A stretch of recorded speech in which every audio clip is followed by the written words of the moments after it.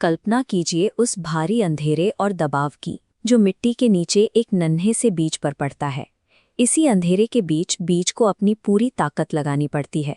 जो बाहर से देखने पर एक अंत की तरह लगता है, वो असल में ऊपर की ओर बढ़ने की एक अनिवार्य शुरुआत है।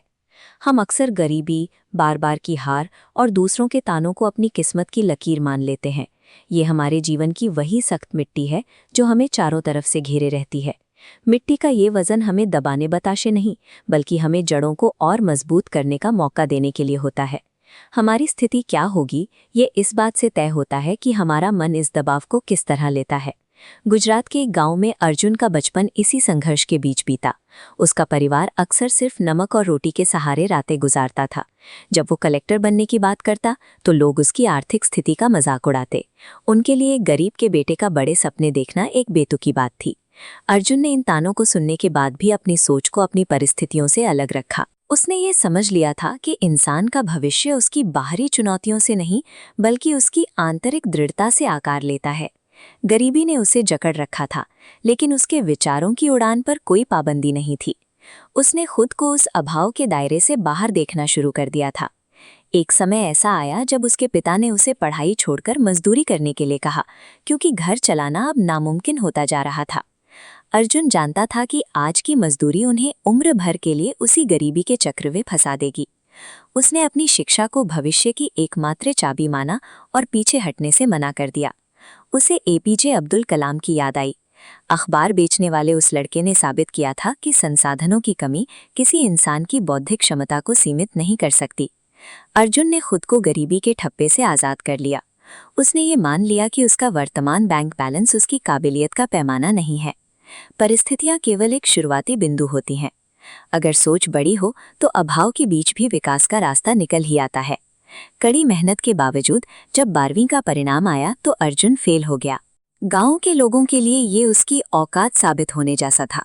वो हार के बोझ तले दबकर कई दिनों तक खामोश रहा। उसे लगा जैसे उसकी पूरी मेहनत और उसके सपने मिट्टी में मिल गए हैं। थॉमस एडिसन ने बल्ब बनाने की कोशिश में हजारों प्रयोग किए।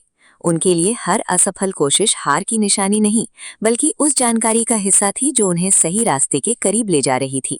अर्जुन ने इसी नजरिए को अपनाया। उसने हार को एक सीख की तरह देखा और अपनी कमियों को दूर करने में जुट गया। उसने अपने पूरे दिनचर्या को बदल दिया। सुबह 4 बजे उठना और हर तरह के भटकाव को छोड़ देना उसकी नई प्राथमिकता बन गई। जब तक सीखने की इच्छा बनी रहती है, तब तक कोई भी हार अंतिम नहीं होती। जिले में टॉप करने के बाद अर्जुन का अगला लक्ष्य यूपीएससी था।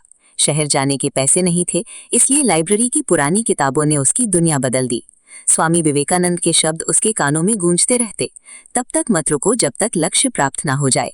उसने 3 बार ये परीक्षा दी और तीनों बार उसका नाम लिस्ट में नहीं आया। सालों की मेहनत के बाद भी वो वहीं खड़ा था जहां से शुरू किया था।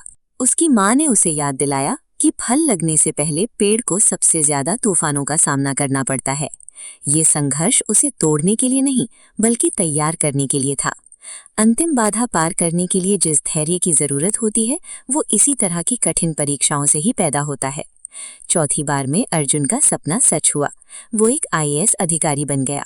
जिन गलियों में उसका मजाक उड़ता था, आज वहां उसके स्वागत की तैयारियां थीं।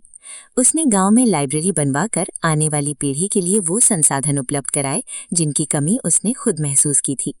क्योंकि विचार बदलते हैं सोच को, सोच बदलती है कर्म को, कर्म बदलते हैं आदतों को और आदतें बदल देती हैं पूरी जिंदगी।